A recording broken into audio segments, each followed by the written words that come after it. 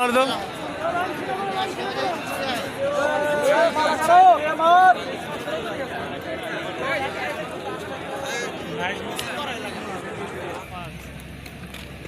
প্রবাসীদের ডিউটি শেষ হয়েছে, কিন্তু অনেক লোক পাঞ্চিং মারার জন্য ভিড় দেখতে পাচ্ছেন। লোকের অভাব নাই,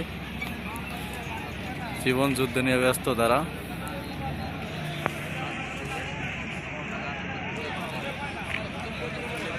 ওরে ভাই রে ভাই, লোক রে।